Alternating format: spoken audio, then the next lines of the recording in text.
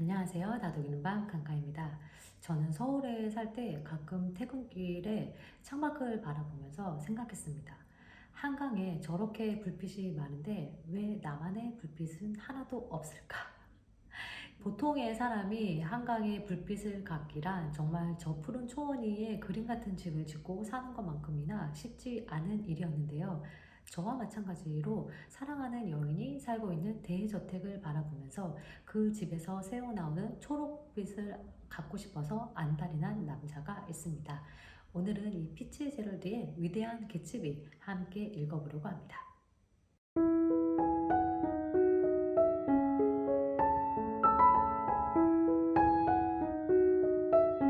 가난한 집안의 아들이었던 이 개츠비는 이루지 못한 첫사랑을 이루기 위해서 5년 만에 신혼부자가 되어서 미국의 이스트에그에 나타납니다. 이 개츠비가 어떻게 해서 돈을 벌었는지 아는 사람은 아무도 없습니다. 다만 확실한 것은 현재는 엄청난 부자라는 것이었는데요. 이 개츠비의 첫사랑이었던 데이지라는 여자는 전통적인 귀족 가문의 여성이었어요. 두 사람은 만나서 잠시 사랑에 빠졌지만 이 개츠비가 군대를 가게 되고 그 사이에 개츠비는 자신과 비슷한 상류층의 톰을 만나서 결혼을 해버립니다. 이 순진한 개츠비는 자신이 성공을 하면 이 사랑을 다시 이룰 수 있을 거라고 생각을 하고 밤마다 굉장히 성대한 파티를 열어서 언젠가 이 데이지와 만날 날을 호시탐탐 꿈꿉니다. 이때 이 데이지의 사촌이자 서부 출신의 엘리트였던 닉 캐러웨이를 우연히 알게 되고 이 그의 도움으로 두 사람이 5년 만에 재회를 하게 되는데요. 이 데이지라는 여자는 5년 동안에 바쳤던 이 개츠비의 순정에 눈물을 흘리는 것이 아니라 난생 처음 보는 아름다운 셔츠에 눈물을 흘리는 그런 여자였습니다.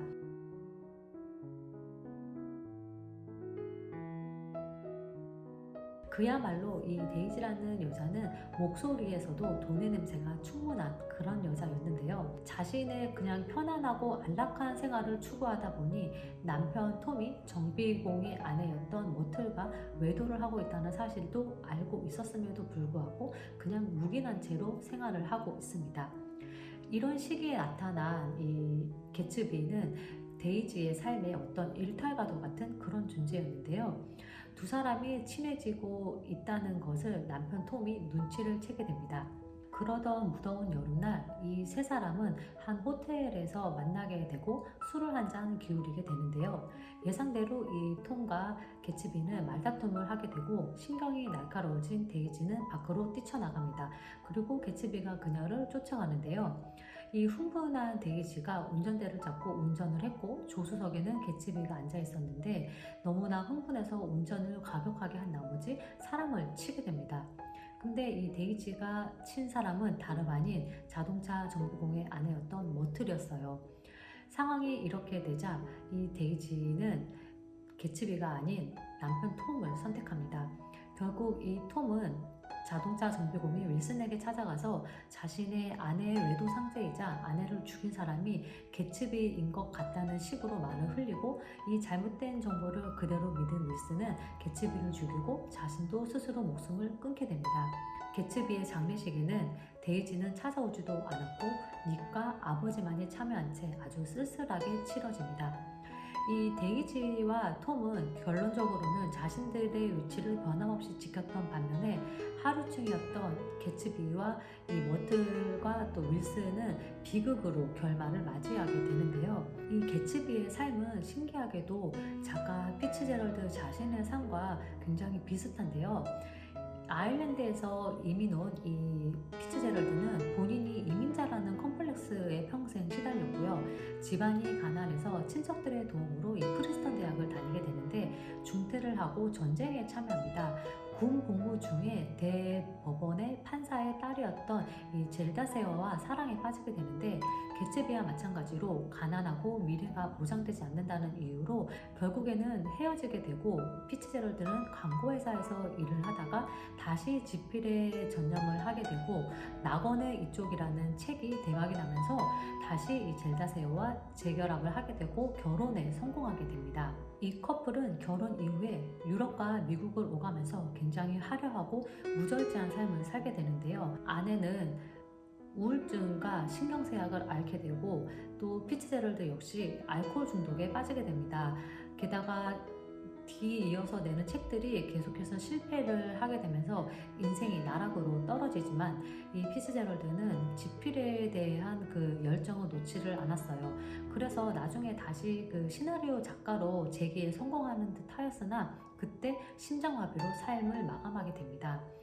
이런 피츠제럴드와 개츠비의 삶이 굉장히 좀 데칼코마니적인 모습을 보이는데요. 이 아는 것과 행동하는 것이 일치할 수는 없잖아요.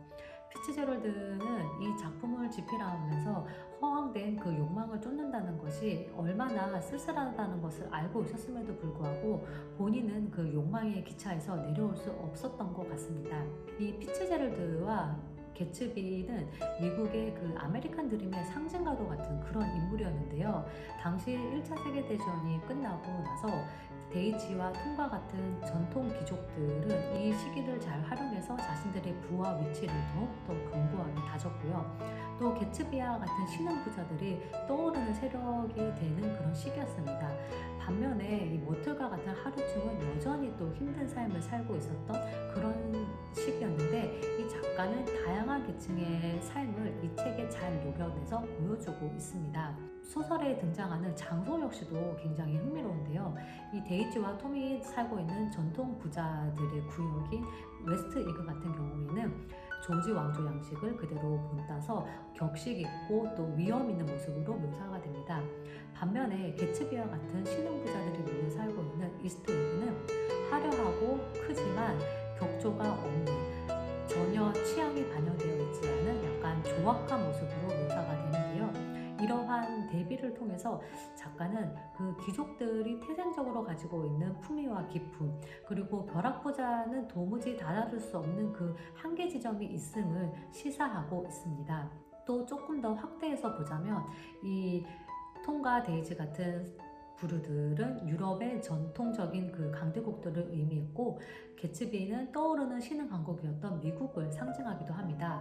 그래서 이 개츠비는 굉장히 미국적인 캐릭터라는 평가를 받고 있고 여전히 미국인들이 가장 사랑하는 소설로 이 위대한 개츠비가 손꼽히고 있습니다. 개츠비는 자신의 목표를 이루기 위해서 최선을 다했고 반면에 사랑에는 무모할이 많지 모든 것을 걸었던 순수한 남자였습니다.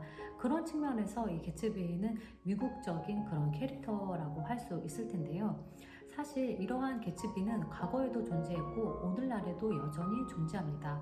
우리 마음속에도 지금보다 더 나은 삶을 향한 욕망이 있으니까요. 다만 이 욕망을 어떻게 발현시키고 또 발전해 나가느냐에 따라서 삶의 모습도 또 행복의 척도도 달라지지 않나라는 생각이 듭니다.